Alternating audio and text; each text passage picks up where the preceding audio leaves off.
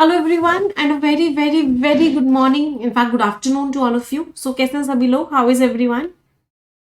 बढ़िया, बहुत अच्छे। 2 मिनट वेट कर लेते हैं, let other students join the session. तो let's wait for few minutes.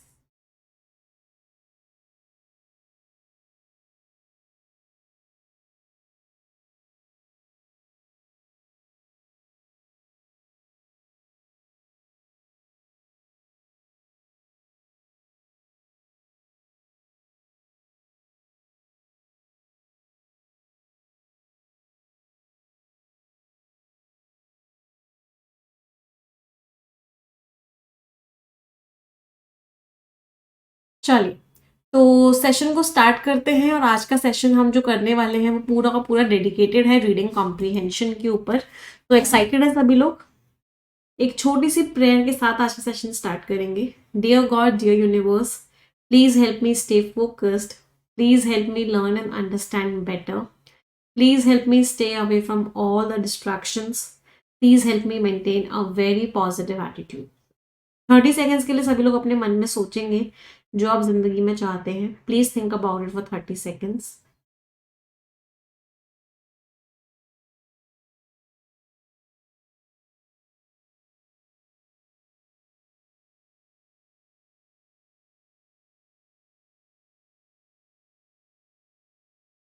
Repeat this line with me. Dear God, dear universe, please help each and every one of us get what we want in life. चलिए start करते हैं। तो आज का जो session है वो डेडिकेटेड है रीडिंग कॉम्प्रीहेंशन पे। रीडिंग कॉम्प्रीहेंशन इतना इंपॉर्टेंट चैप्टर है कि आपका प्री में भी आएगा, मेंस में भी आएगा। आप कोई भी पेपर दोगे उसमें रीडिंग कॉम्प्रीहेंशन आएगा ही आएगा। तो आज के सेशन में हम बहुत सारे रीडिंग कॉम्प्रीहेंशन सॉल्व करने वाले हैं। सो स्टार्ट करें। चलिए लेट्स गेट स्टार्टेड। सबसे पहले मैं आप लोगों को टाइम दूंगी रीडिंग कॉम्प्रीहेंशन सॉल्व करने का, 5 to 6 minutes for every RC. और उसके बाद मैं आपको पूरा का पूरा एक्सप्लेन करूंगी, क्योंकि सारे के सारे रीडिंग कॉम्प्रीहेंशन आपके प्री लेवल के हैं। प्री का मतलब होता है मीडियम लेंथ का या लॉन्ग लेंथ का रीडिंग कॉम्प्रीहेंशन आता है। तो सबसे पहले हमें क्या करना होगा, पहले हम क्वेश्चंस को पढ़ेंगे। तो सबसे पहले सभी लोग क्या करेंगे, सबसे पहले क्वेश्चंस को पढ़ेंगे। हर क्वेश्चन में आपको कहीं ना कहीं कोई कीवर्ड मिलेगा, उस कीवर्ड को नोट डाउन कर लेंगे। उसके बाद पैराग्राफ को आप रीड नहीं, पैराग्राफ को स्किम करेंगे और फिर क्वेश्चंस का आंसर देंगे। कोई भी क्वेश्चन जो वोकैबुलरी का आता है उसको आप स्टार्टिंग में भी कर सकते हैं बिना पैसेज को स्किम किए। चलिए तो स्टार्ट करते हैं फर्स्ट रीडिंग कॉम्प्रीहेंशन से। तो आई होप सभी को दिख रहा है and this is a long RC. तो सबसे पहले क्वेश्चंस पढ़ेंगे और कीवर्ड्स मार्क करेंगे सभी लोग। So mark the keywords everyone first of all. क्या क्या आपको कीवर्ड किस किस पैसेज में मिल रहे हैं?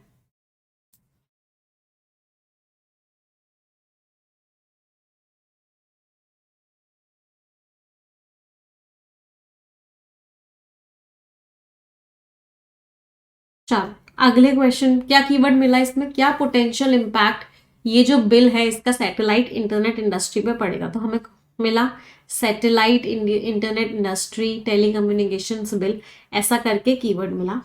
चलो अगला क्वेश्चन, क्या कीवर्ड समझ में आया? ये जो टेलीकम्युनिकेशंस बिल है ये प्राइवेसी और सर्वेलेंस को कैसे क्या करेगा, एड्रेस करेगा और क्या क्या कॉम्प्रोमाइजेस करने होंगे? तो हमें कुछ कीवर्ड ऐसा मिला। अगला, अगले क्वेश्चन में क्या कीवर्ड मिला, ये बेनिफिट कैसे करेगा और क्या क्या चेंजेस मेंशन्ड हैं? चलो तो ये कैसे बेनिफिट करेगा और क्या क्या चेंजेस मेंशन्ड हैं ये लिखा हुआ है। अगले क्वेश्चन पर आते हैं। द नेक्स्ट इज गवर्नमेंट की अप्रोच क्या होगी इस चीज को लेके? तो कीवर्ड क्या मिला कि गवर्नमेंट की अप्रोच क्या होगी। अगला, ये लॉज को कैसे एक साथ लेके आएगा, कंसोलिडेट कैसे करेगा, कंट्रीब्यूट कैसे करेगा उसमें? तो हमें कीवर्ड मिला लॉज को लेके कुछ। नेक्स्ट क्वेश्चन, अब यहाँ पे देखो क्वेश्चन आ गया वोकैबुलरी का। तो जब भी आप रीडिंग कॉम्प्रीहेंशन को कर रहे हो, आपके पास वोकैबुलरी का क्वेश्चन आए तो सबसे पहले उस क्वेश्चन को कर लो। चलो क्वेश्चन में क्या दिया हुआ है, यहाँ पे पैराग्राफ में आपको एक वर्ड दिया गया था। आपको नीचे 3 सेंटेंसेस दिए हुए हैं जिसमें वो वर्ड दिया गया है। आपको वो सेंटेंसेस बताने हैं जिसमें ये वर्ड सही तरीके से यूज हुआ है और वही मीनिंग है जो इसमें मीनिंग था। चलो पहले 45 सेकेंड्स में आपको दे रही हूँ, फिर मैं समझाऊंगी। चलो ट्राई करेंगे सभी लोग।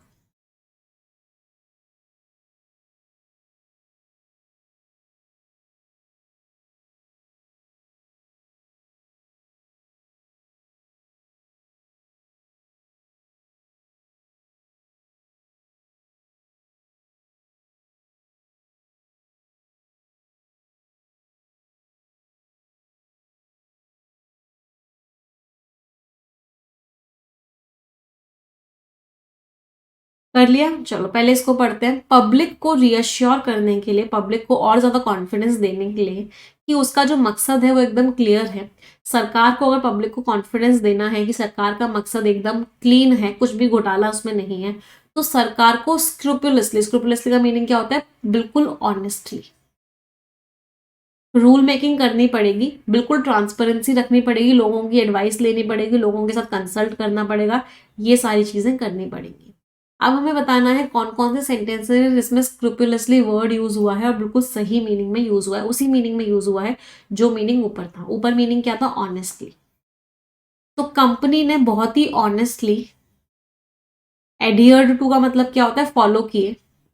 तो कंपनी ने बहुत ही ऑनेस्टली फॉलो किए क्वालिटी कंट्रोल मेजर्स को, और इस बात को मेक श्योर करा कि हर प्रोडक्ट का स्टैंडर्ड बहुत हाई हो। चलो बिल्कुल सेम लग रहा है, ऑनेस्टली। नेगोशिएशंस में उसने बहुत ही ऑनेस्टली हर प्रपोजल को कंसिडर किया। उसने क्या क्या फायदे हो सकते हैं, क्या क्या नुकसान हो सकते हैं, उन दोनों को कंसिडर किया और हर प्रपोजल को बहुत ही ऑनेस्टली कंसिडर किया। चलो ये भी मैच हो गया, ऑनेस्टली दिया हुआ है। The sudden and scrupulous sound of fireworks, तो जो पटाखे थे उसकी जो साउंड थी वो ऑनेस्ट थी। साउंड कैसे ऑनेस्ट होती है? अभी साउंड तो नहीं आएगा यहाँ पे। यहाँ पे क्या आ सकता है? सडन एंड लाउड आ सकता है। तेज आवाज थी फायरवर्क्स की, है ना? यस। कैसी आवाज थी? कैकोफोनिक आवाज थी। कैकोफोनिक का मीनिंग क्या होता है? जैसे कान में ककड़ की आवाज हो, तो ऐसी जो आवाज थी उसमें नाइट स्काई को भर दिया और हर कोई बहुत ज्यादा सरप्राइज हो गया। तो यहाँ पे स्क्रूपुलस जो वर्ड है वो गलत तरीके से यूज किया गया है। हमें सही वाले बताने थे, तो answer is what? Option number D, both A and B. कोई परेशानी किसी को भी? चलो अगला क्वेश्चन खत्म हो गया यहाँ पे। अब हमें क्या करना है? पैसेज की स्किमिंग करनी है। तो पहले मैं आप लोगों को टाइम दूंगी स्किमिंग के लिए, फिर मैं समझाऊंगी। यहां से लेकर यहां तक आपको स्किम करना है। आप सभी के पास 45 सेकेंड्स का टाइम है। स्किमिंग करेंगे सभी लोग। Scheme it everyone.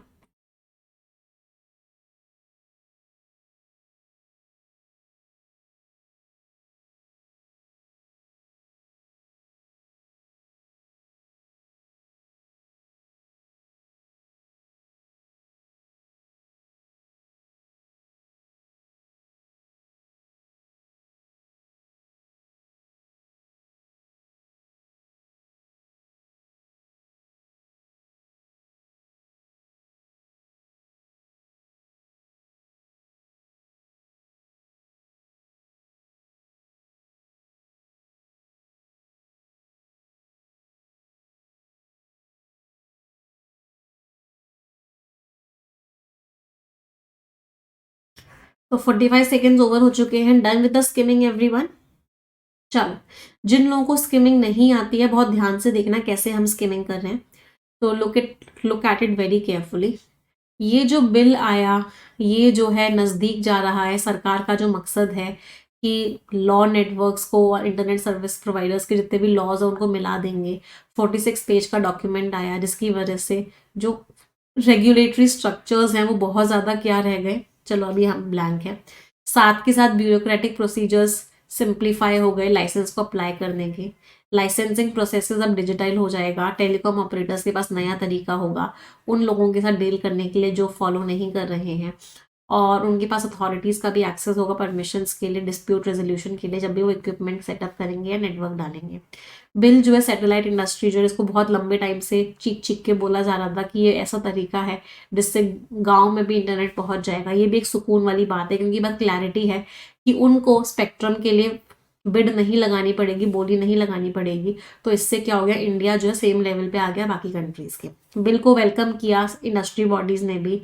क्योंकि इस बिल ने क्या क्या चीज़ों को आसान बना दिया, ईज ऑफ डूइंग बिजनेस ले आया, और इससे क्या होगा, अब रूल्स रेगुलेशंस भी स्टेबल हो जाएंगे और इन्वायरमेंट भी अच्छा हो जाएगा एक्सपेंशन के लिए। तो जब हमने इस पूरे पैराग्राफ को स्किम किया, हमें सिर्फ एक ही मेन आइडिया समझ में आया, और वो मेन आइडिया क्या था कि एक नया बिल आया है, वो बिल अच्छा है, उससे चीज़ें आसान हो रही हैं, सब उस बिल को वेलकम कर रहे हैं, और इस बिल से अब चीज़ें बहुत ईजी हो जाएंगी सबके लिए। So this was the main idea जो आपको स्किमिंग करके समझना था। क्या आप लोग समझ पाए थे? I hope yes, many of you could have understood it. चलो नेक्स्ट पैसेज स्किम करेंगे, सभी के पास फिर से 45 सेकेंड्स का टाइम है, and your time starts now.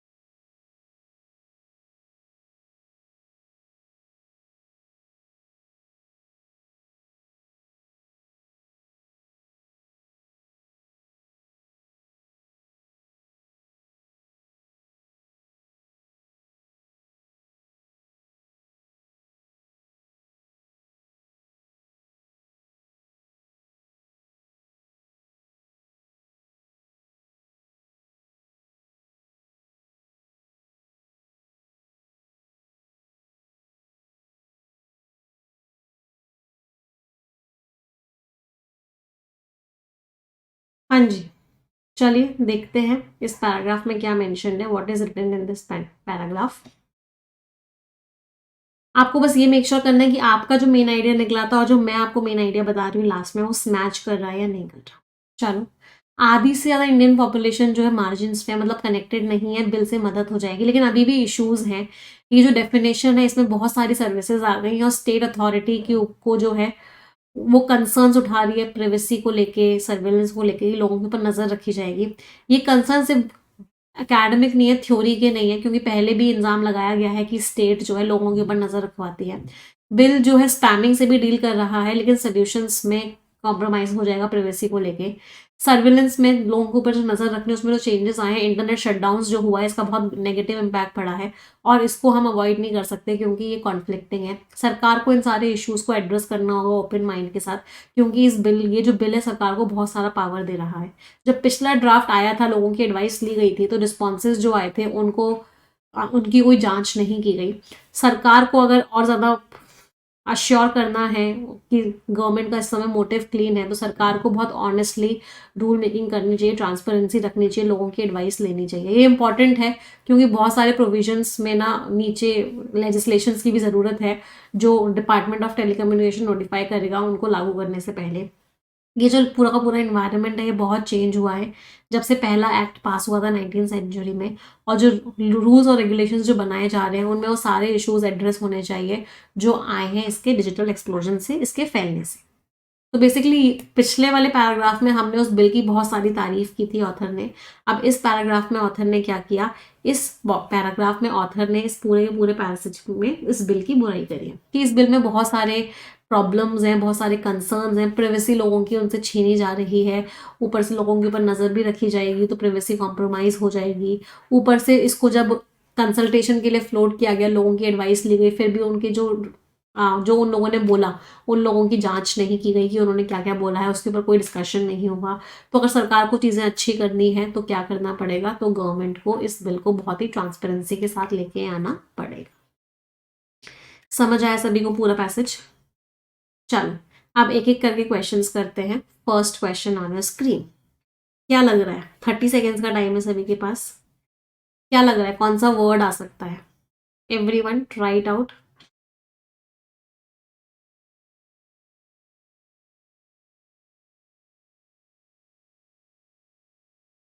Vocabulary की जरूरत होगी। 46 पेज का डॉक्यूमेंट है, जिसकी वजह से जो रेगुलेटरी स्ट्रक्चर्स हैं वो क्या हो गए हैं, दैट लीव्स, जो मतलब जो एग्जिस्टिंग रूल्स एंड रेगुलेशंस थे वो अभी भी बने हुए हैं। एग्जिस्टिंग रूल्स एंड रेगुलेशंस में कोई चेंज नहीं आया है, चीजें आसान हो गई हैं। बेसिकली रूल्स रेगुलेशंस वही हैं, चीजें आसान हो गई हैं। इंटैक्ट का मतलब क्या होता है? इंटैक्ट का मतलब होता है कि उसके ऊपर कोई चेंज नहीं आया है, something which is not changed. चलो ये लग रहा है। रिलक्टेंट उन लोगों को बोलते हैं जिन लोगों के अंदर बहुत झिझक होती है किसी काम को करने की। तो रिलक्टेंट लोग कौन होते हैं? वो हेजिटेंट होते हैं किसी काम को करने के लिए, वो उस काम को करना ही नहीं चाहते। ऐसे लोग क्या होते हैं? हेजिटेंट होते हैं। उनको क्या बोलते हैं? उनको हम रिलक्टेंट बोलते हैं, हेजिस्टेंट नहीं, हेजिटेंट। तो HESITANT, राइट। हेजिटेंट होते हैं। या फिर क्या होते हैं? ये लोग बहुत अनविलिंग होते हैं, उस काम को करना ही नहीं चाहते। कोई चीज एंसू हुई है, इसका मतलब क्या? कोई चीज किसी के बाद हुई है, टू हैपन या happened as a result of something.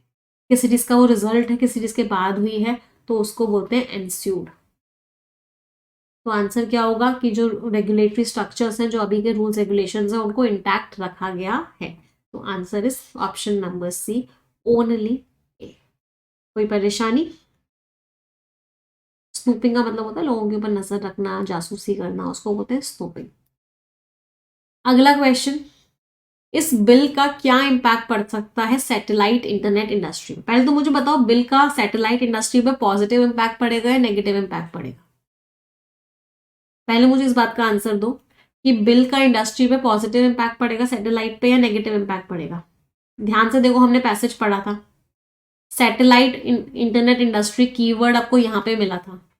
तो इस पूरे को पढ़ो यहां से यहां तक एक बार, जहां पे भी कीवर्ड मिले उस लाइन को रीड करो दोबारा जाके, रीड इट। ये आंसर सबका सही निकलना चाहिए। बिल जो है सैटेलाइट इंटरनेट इंडस्ट्री को, जिसको बोला जाता है बहुत लंबे टाइम से, टाउटेड मीन्स जिसको चीख चीख के बेचा जाता है, जिसको चीख चीख के बोला जाता है कि यही ऐसी इंडस्ट्री है जिसकी वजह से गांव में भी इंटरनेट पहुंचेगा, इसको सुकून मिला है, पॉजिटिव है। क्लैरिटी आ गई है कि इसको कोई भी स्पेक्ट्रम की बिड नहीं लगानी पड़ेगी, कोई भी बोली नहीं लगानी पड़ेगी, और इंडिया भी अब बाकी कंट्रीज के सेम लेवल पे आ गया है। चलो पॉजिटिव इम्पैक्ट पड़ा है, तो आंसर दे दो। क्या आंसर होगा? बिल ने क्या स्ट्रिंजेंट, स्ट्रिंजेंट मीन्स क्या? Strict rules and regulations, strict rules लगाए हैं? नहीं, ये तो नेगेटिव टोन हो गई। बिल जो है बहुत ज्यादा अनप्रेसिडेंटेड सपोर्ट दे रहा है। अनप्रेसिडेंटेड मीन्स ऐसा सपोर्ट पहले नहीं मिला। बिल जो है बहुत अच्छा सपोर्ट दे रहा है सैटेलाइट इंटरनेट इंडस्ट्री को। चलो यहां तक तो सही है, लेकिन क्या इंडिया बाकी कंट्रीज से आगे है? Giving India competitive edge, India को एक फायदा दे दिया है? नहीं, सिमिलर फुटिंग लिखा हुआ था वहां पे, सिमिलर फुटिंग भी सेम लेवल पे लाया है, कॉम्पिटेटिव एज नहीं दिया, कोई एक्स्ट्रा फायदा नहीं दिया। तो इसके सेकेंड पार्ट की वजह से गलत हो गया।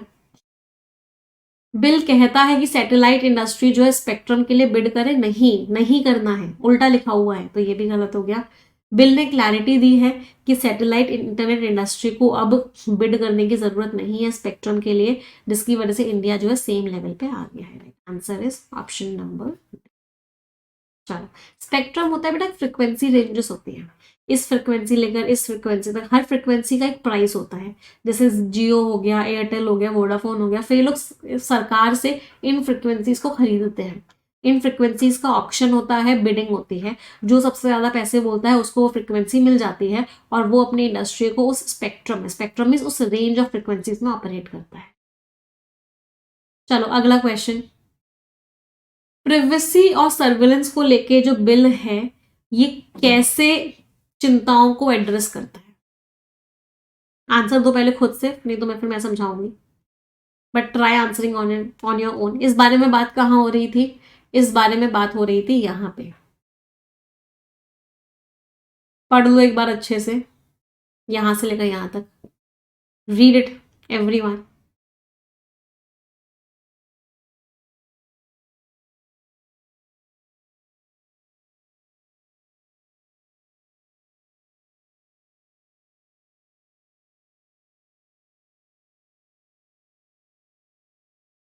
चलो आंसर दो।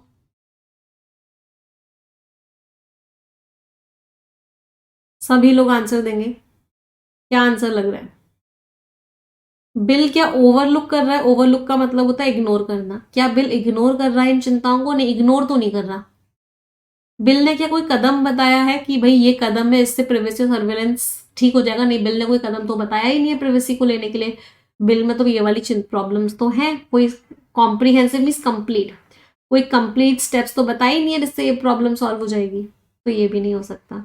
बिल एक्नॉलेज करता है, मानता है कि चिंताएं हैं, लेकिन बिल जो है सोल्यूशंस दे रहा है, लेकिन इसकी वजह से प्रिवेसी को लेके और प्रॉब्लम आ रही है। सही बात है, ऑथर ने चीख चीख के पूरे पैसेज में यही बोला है कि भाई बिल की में ऐसी चीजें हैं जिसकी वजह से प्राइवेसी जो है कॉम्प्रोमाइज हो रही है, प्राइवेसी में प्रॉब्लम्स आ रही है, ये कंसर्न्स हैं। बिल्कुल सही है। बिल ने क्या स्टेट अथॉरिटी हटा दी है, प्राइवेसी वाली प्रॉब्लम को रिजॉल्व कर दिया है? नहीं, प्राइवेसी वाली प्रॉब्लम को रिजॉल्व नहीं किया है, तो ये भी गलत हो गया। Answer is option number C.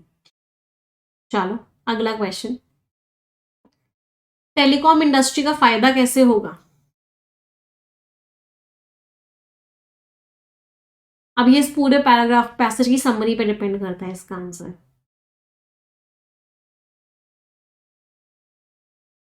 Bill जो है किस तरीके से टेलीकॉम इंडस्ट्री को बेनिफिट करेगा और क्या क्या चेंजेस आए हैं इस पूरे बिल में? चलो ट्राई आंसरिंग एवरीवन। पहले तो बताओ बिल अच्छा है या बिल बुरा है ओवरऑल? ओवरऑल ऑथर की टोन कैसी है? बिल अच्छा है, तो बिल ने फायदा पहुंचाया है, फायदा पहुंचाया है तो मतलब बिल अच्छा है। चलो देखते हैं।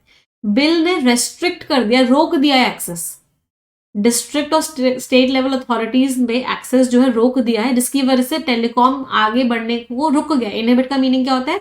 रोक देना किसी चीज को, तो ये तो नेगेटिव टोन है, तो ये तो आंसर किसी हालत में नहीं हो सकता, ये तो बुराई कर रहा है बिल की। तो आपका ये ऑप्शन भी एलिमिनेट हो गया, ये ऑप्शन भी एलिमिनेट हो गया, ये ऑप्शन भी एलिमिनेट हो गया। चलो, बिल ने चीजों को आसान बना दिया। स्ट्रीमलाइन का मीनिंग क्या होता है? स्मूथ बना देना। तो बिल ने जो पूरा का पूरा रेगुलेटरी एनवायरनमेंट है उसको स्ट्रीमलाइन कर दिया, उसको स्मूथ बना दिया है। बिल प्रमोट करता है कि अब आसानी से टेलीकॉम ऑपरेटर्स बिजनेस कर पाएंगे। बिल्कुल सही बात है, पॉजिटिव टोन है। बिल ने क्लैरिटी दी है कि टेलीकॉम ऑपरेटर्स को स्पेक्ट्रम के लिए बिडिंग करनी पड़ेगी। ऐसी कोई क्लैरिटी तो बिल ने दी नहीं। बिल ने तो ये बोला था कि सैटेलाइट वालों को बिडिंग नहीं करनी है, ऐसा तो कुछ बोला ही नहीं है कि टेलीकॉम ऑपरेटर्स को बिडिंग करनी है नहीं करनी, ऐसा तो कुछ भी नहीं बोला। और रेगुलेटरी चैलेंजेस को बढ़ा दिया, चैलेंजेस को बढ़ा दिया तो फिर से नेगेटिव टोन हो गई, इसको फिर से टोन से कर सकते थे, तो ये भी आंसर नहीं हो सकता। तो answer is what? Option number A, only B. समझ आ रहा है? चलो अगला क्वेश्चन, सरकार की अप्रोच क्या है? पहले मुझे बताओ, ऑथर ने सरकार की अप्रोच को लेकर तारीफ की है या सरकार की अप्रोच की बुराई करी है?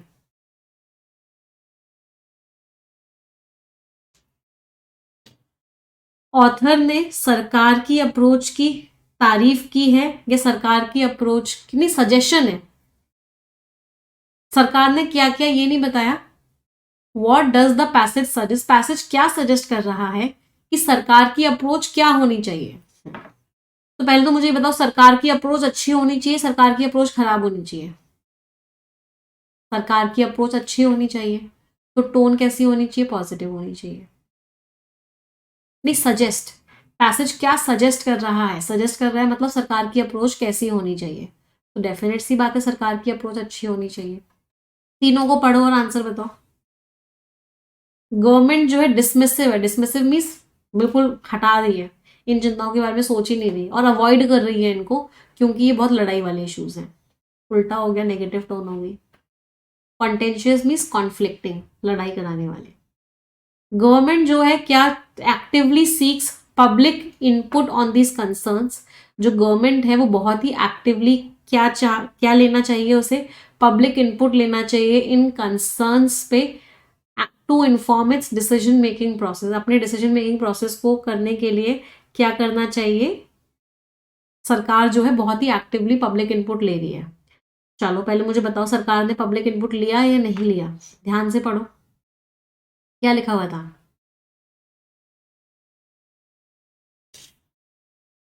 पब्लिक इनपुट लिया, रिस्पॉन्सेज आए, लेकिन उनको स्क्रूटनाइज नहीं किया। उनको क्या किया? उनकी जांच नहीं करी। पब्लिक इनपुट तो ले लिया, पब्लिकली फ्लोट तो कर लिया, लेकिन उनकी जांच नहीं करी। तो अगर पब्लिक को बताना है कि सरकार का मकसद क्लियर है, तो सरकार को रूल मेकिंग करनी चाहिए ट्रांसपेरेंसी के साथ, कंसल्टेशन के साथ करना चाहिए। तो बिल्कुल सही हो गया, कंसल्टेशन के साथ करना चाहिए, ट्रांसपेरेंटली करना चाहिए। तो मतलब पैसेज तो कह रहा है कि भाई ऐसे करना चाहिए। तो पब्लिक इनपुट लो जिससे कि डिसीजन मेकिंग इन्फॉर्म हो सके। गवर्नमेंट को इन कंसर्न्स को विद एन ओपन माइंड से लेना चाहिए, उनका बहुत बड़ा इम्पैक्ट हो सकता है, तो बहुत ही ओपन माइंड से लेना चाहिए, ये भी सही हो गया। तो पैसेज तो यही सजेस्ट कर रहा है कि गवर्नमेंट की अप्रोच में कंसल्टेशन भी होना चाहिए और गवर्नमेंट की अप्रोच में एक ओपन माइंड और ट्रांसपेरेंसी भी होनी चाहिए। तो answer is what? Answer is both B and C. चलो अगला, टेली कम्युनिकेशन बिल्स कैसे कंट्रीब्यूट कर रहा है? पहले तो बताओ पॉजिटिव टोन है या नेगेटिव टोन है? कि ये जो टेली कम्युनिकेशन बिल है ये किस तरीके से कंट्रीब्यूट कर रहा है? टोन इज पॉजिटिव और नेगेटिव? टोन से ही कर लोगे।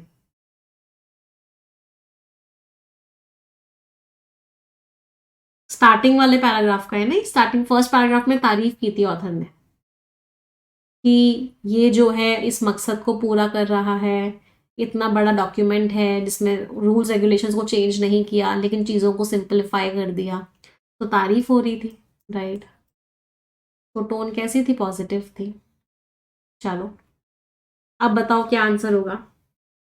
कंसोलिडेट का मीनिंग होता है सबके लिए सेम होना, सबको मिला देना, सबको एक अम्ब्रेला के अंदर ले आना, मीन सबके लिए चीजें सेम करना। तो सेपरेट तो नहीं किया, उल्टा लिखा हुआ है। हाँ, एग्जिस्टिंग रेगुलेटरी के स्ट्रक्चर्स बिल्कुल इंटैक्ट है, कोई चेंज नहीं है, जिसकी वजह से कंसोलिडेशन का गोल अचीव हो गया, सब लोग एक ही अम्ब्रेला के अंदर आ गए। डिसमेंटल कर दिया, डिसमेंटल मीन्स तोड़ दिया, खत्म कर दिया, डिस्ट्रॉय कर दिया, तो ये तो उल्टा हो गया। इंफॉर्मेशन नहीं दी, नहीं इंफॉर्मेशन तो दी है। Answer is option number B. कोई दिक्कत, दुविधा, परेशानी? चलो ये हमने कर ही लिया। तो this was the first paragraph, first reading comprehension, जिसको हमने साथ मिलके किया है। समझ आया सभी को कंप्लीट आरसी? अब अगला आरसी मैं आपको खुद से करने के लिए दे रही हूँ, 7 मिनट का टाइम दे रही हूँ। पहले पूरा आरसी आप खुद से करेंगे, फिर मैं उसको डिटेल में एक्सप्लेन करूंगी। All the best for the quiz. Ready for the challenge everyone? तैयार हैं चैलेंज के लिए? चलो, so this is the passage. पहले क्वेश्चंस पढ़ लो।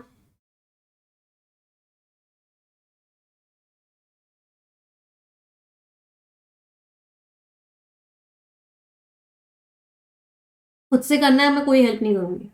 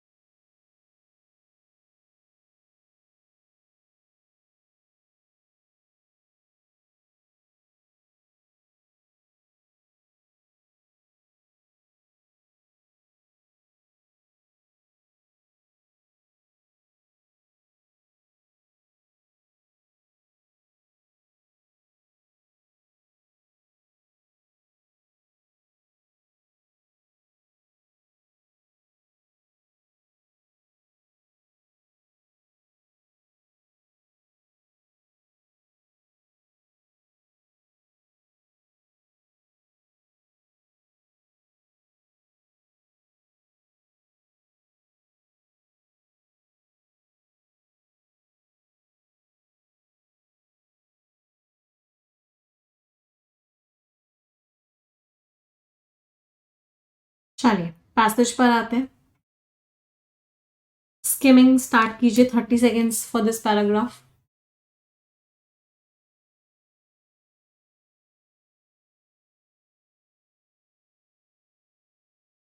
नीचे जो है ये लिखा हुआ है,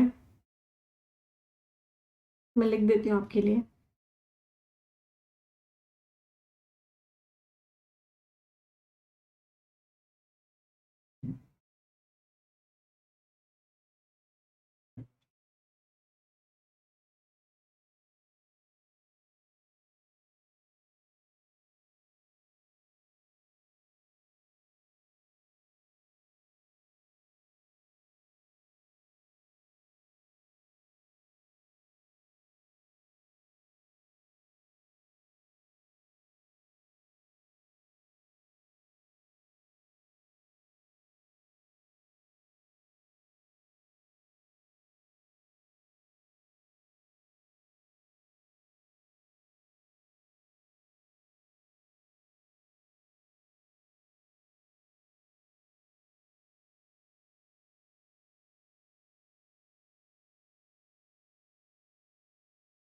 नेक्स्ट 30 seconds फॉर स्किमिंग.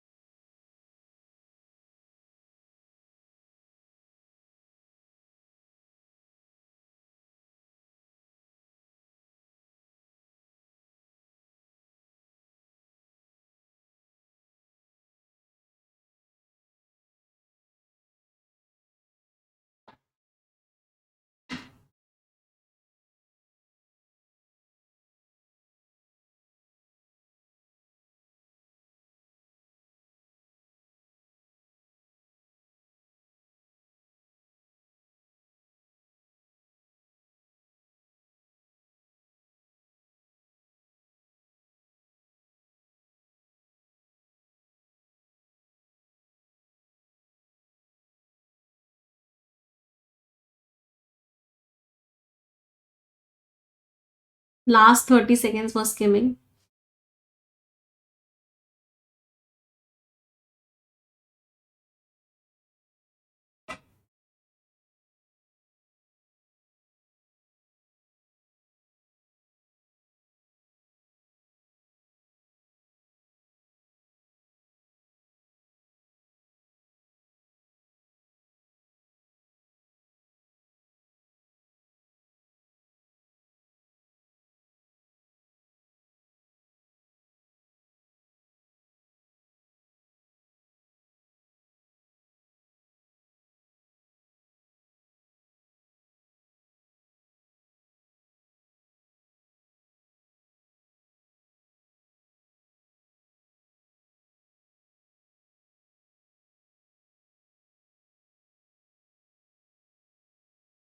चलिए let's come to the questions now. First question.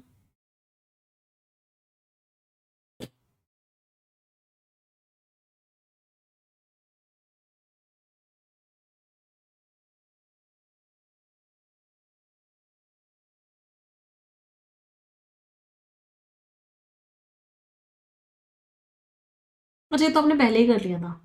चलो नेक्स्ट क्वेश्चन.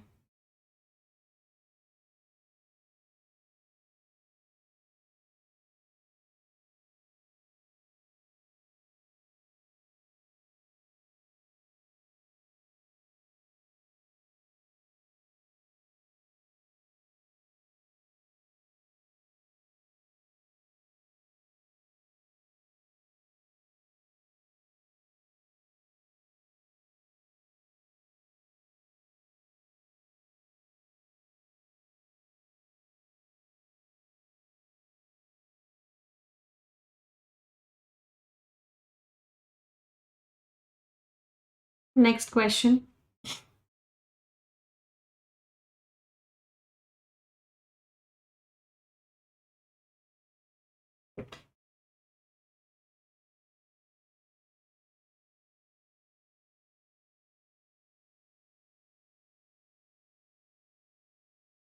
नेक्स्ट.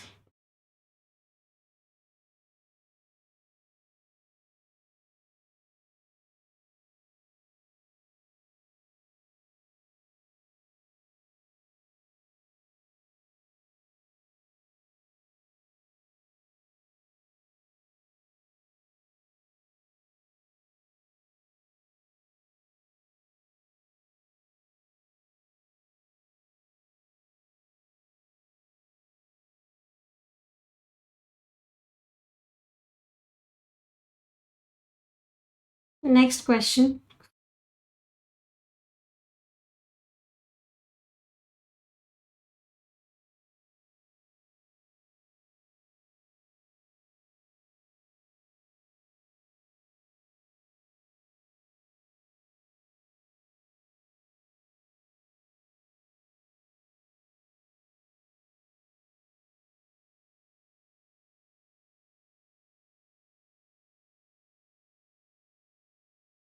आखिरी सवाल, ये तो पहले कर ही लिया था।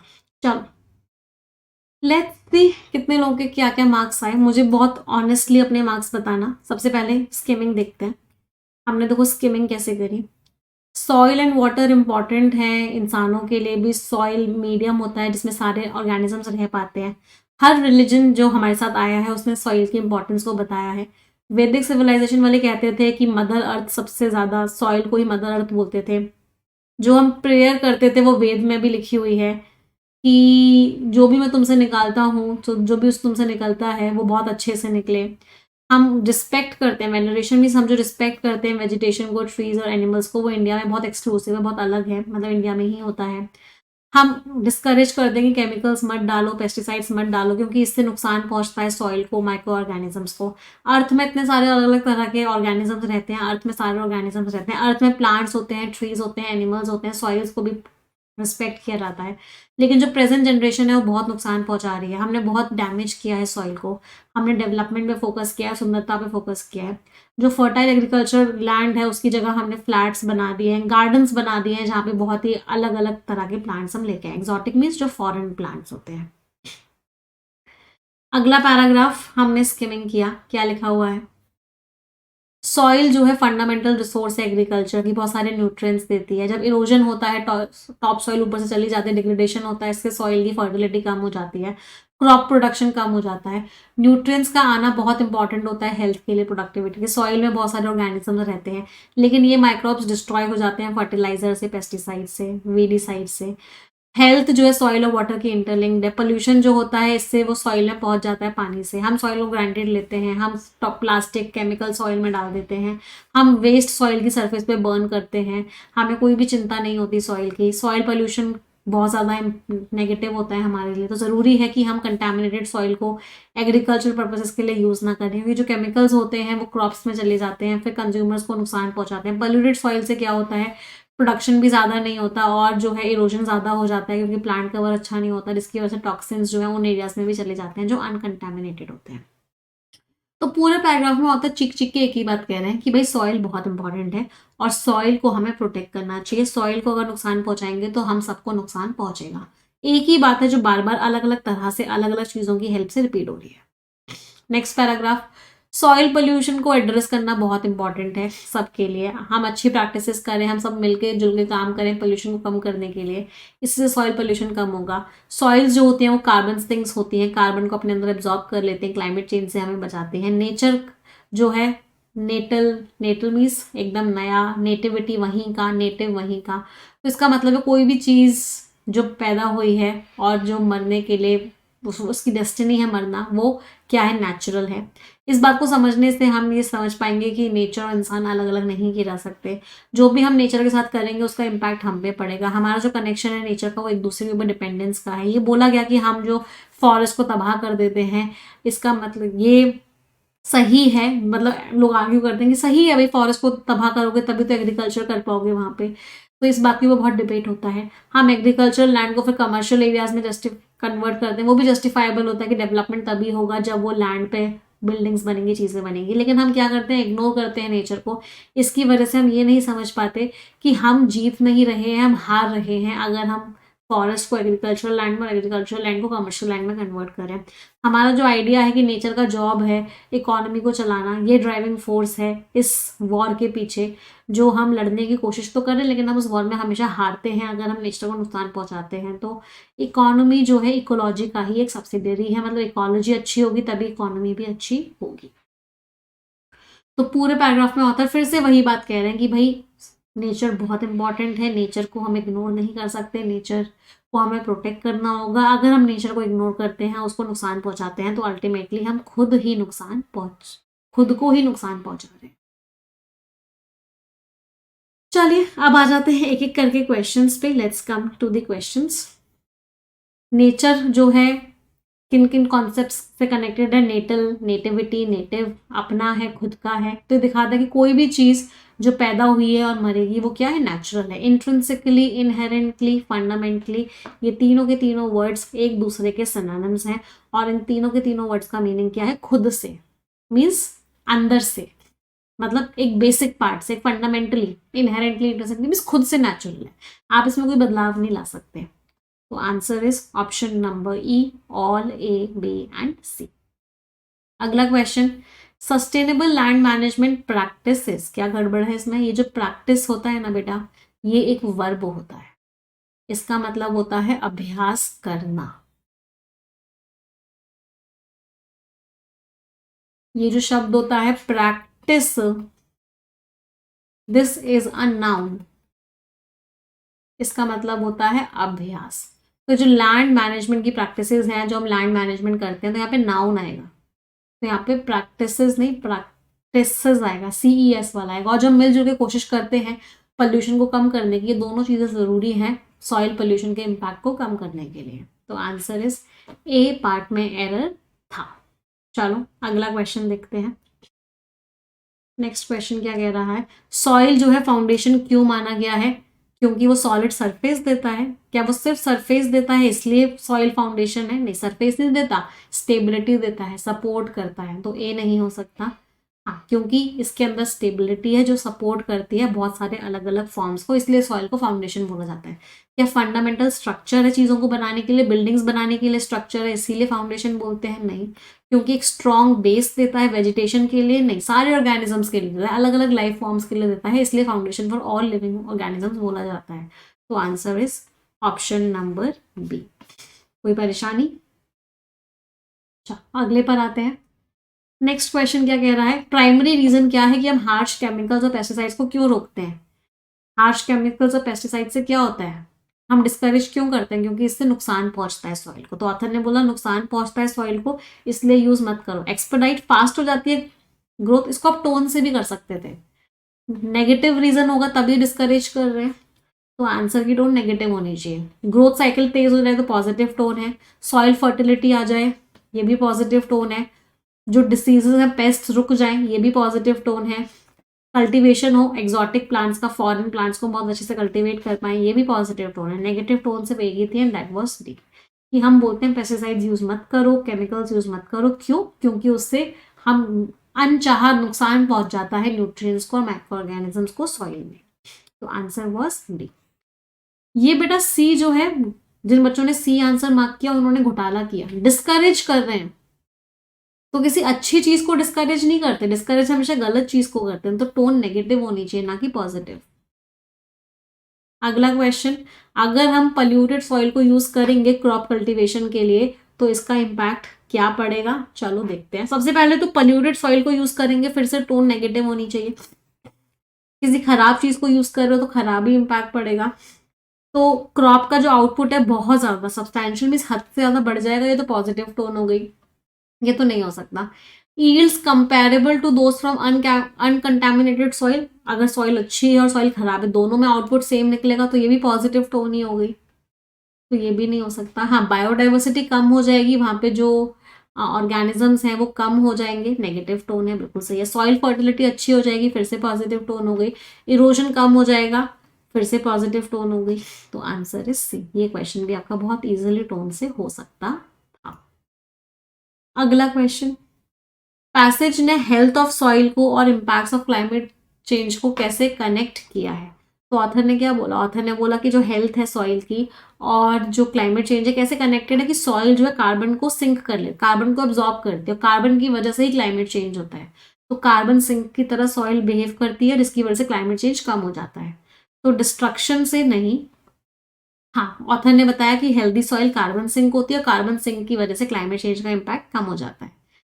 कन्वर्टिंग नहीं, केमिकल फर्टिलाइजर एक्सेस यूज नहीं. ऑथर ने क्लियरली क्लाइमेट चेंज के केस में कार्बन सिंक को रेफर किया है. तो answer is what? Option number B. अगला क्वेश्चन, ऑथर ने क्यों क्रिटिसाइज किया है रेन फॉरेस्ट के डिस्ट्रक्शन को, डेसिडुअस फॉरेस्ट के डिस्ट्रक्शन को ऑथर ने क्यों क्रिटिसाइज किया है? ऑथर क्यों कह रहे हैं कि मत करो, चलो क्रिटिसाइज किया तो फिर से नेगेटिव टोन होनी चाहिए। ऑथर कह रहे हैं कि एग्रीकल्चर पर्पज के लिए लैंड बढ़ा दो, नहीं ऑथर ऐसा तो नहीं कह रहे कि भाई एग्रीकल्चर पर्पज के लिए लैंड बढ़ाओ। ऑथर ने कहा फॉरेस्ट को डिस्ट्रॉय मत करो। ऑथर ने बोला कि खूब सारी एस्केटिक प्रैक्टिसेस यूज करो। एस्केटिक प्रैक्टिसेस वर्ड का मीनिंग क्या होता है? एस्केटिज्म एक तरह की प्रैक्टिस होती है कि जिसमें क्या होता है, लोग क्या बन जाते हैं, लोग एक तरीके से सारी चीजों से अपने आप को दूर रखते हैं, अपने ऊपर बहुत स्ट्रिक्टनेस फॉलो करते हैं, उस तरह के प्रैक्टिस को बोलते हैं एस्केटिक प्रैक्टिसेस। तो एस्केटिक प्रैक्टिस का तो यहाँ पे कोई सेंस ही नहीं है। एस्केटिक मीन्स इसको बोलते हैं एक तरीके से लोग कैसी जिंदगी जीते हैं, लोग बहुत ही सेल्फ डिनायल की जिंदगी जीते हैं, अपने आप को कोई भी सुविधा नहीं देते, अपने आप को हर सुख से हर सुविधा से दूर रखते हैं। ये तो आउट ऑफ कंटेक्स्ट ही है। फ्लैट्स और गार्डन्स की डेवलपमेंट को बढ़ाना है, नहीं ऑथर तो कह रहे हैं गार्डन्स मत बनाओ, फ्लैट्स मत बनाओ, नेचर को नेचर की तरह रहने दो, उल्टा लिखा हुआ है। Increased biodiversity in those areas, कि वहां पे बायोडाइवर्सिटी बढ़ जाए उसकी जरूरत है। रेन फॉरेस्ट को डिस्ट्रक्ट इसलिए मत करो क्योंकि बायोडाइवर्सिटी की जरूरत है वहां पे। क्या जरूरत है ऑथर ने ऐसा तो कुछ भी मेंशन नहीं किया। हाँ, क्योंकि हम चीज़ों को इग्नोर करते हैं जिसकी वजह से हम नेगेटिव बातों को नहीं समझ पाते, तो चीज़ों के इग्नोरेंस की वजह से हम नेगेटिव कॉन्सिक्वेंसेस को ध्यान नहीं देते और रेन फॉरेस्ट को डिस्ट्रक्ट करने के बहुत ज़्यादा नेगेटिव कॉन्सिक्वेंसेस होते हैं, बहुत नेगेटिव इम्पैक्ट पड़ता है। तो answer is what? Right, option number ई। आखिरी सवाल, इंपेरेटिव का मतलब क्या होता है? इंपेरेटिव मीन्स कोई चीज़ इंपॉर्टेंट है, कोई चीज़ वाइटल है, क्रूशियल है, इसेंशियल है। मतलब इंपेरेटिव मीन्स वो चीज़ कैसी है, वो चीज़ बहुत इंपॉर्टेंट है। तो इसेंशियल है, क्रूशियल है, दोनों ही पॉजिटिव टोन के शब्द हैं। तो answer is what? Both A and, अच्छा यहाँ पे टाइपिंग मिस्टेक है, दिस इज बी। तो answer is what? Both A and B. Virulent का तो मीनिंग होता है वो कोई चीज़ जो बहुत स्ट्रांग हो, बहुत डेंजरस हो, बहुत तेजी से फैलने वाली हो। जैसे कोविड वायरस क्या था? बहुत ही वायरुलेंट था, बहुत तेजी से फैल रहा था, बहुत स्ट्रांग था, बहुत डेंजरस। तो वायरुलेंट एक नेगेटिव वर्ड होता है, तो ये तो नहीं हो सकता। इसको वायरस से याद भी कर सकते हो, वायरस क्या होते हैं? वायरुलेंट होते हैं, ऐसे याद भी कर सकते हो। तो answer was both A and B. इसमें आप +1 मार्क्स कर सकते हो। मुझे अपना स्कोर बता दो। हाँ, एक और वर्ड हो सकता है इंडिस्पेंसिबल। इसका मीनिंग भी क्या होता है कि वो चीज़ बहुत इंपॉर्टेंट है। क्या क्या स्कोर रहा इस रीडिंग कॉम्प्रिहेंशन में? चलो आगे के आरसीज हम अपनी अगली क्लास में डिस्कस करेंगे। अब हम लोग मिलेंगे कल सुबह 7 बजे एडिटोरियल की क्लास में, और फिर 9 बजे आपकी परफेक्शन की क्लास, क्योंकि कल वेंसडे है, यूट्यूब पे होगी, जहाँ पे हम SBI क्लर्क का मोस्ट एक्सपेक्टेड पेपर एक और करेंगे। ठीक है, चलिए तो सेशन एंड करते हैं। 3 सेंटेंसेस सभी लोग मिलके बोलेंगे, 1 2 3 and go. English is a very easy language. I am very good at English and I'll definitely get my dream job. Thank you everyone. Bye bye. Take care. Stay blessed and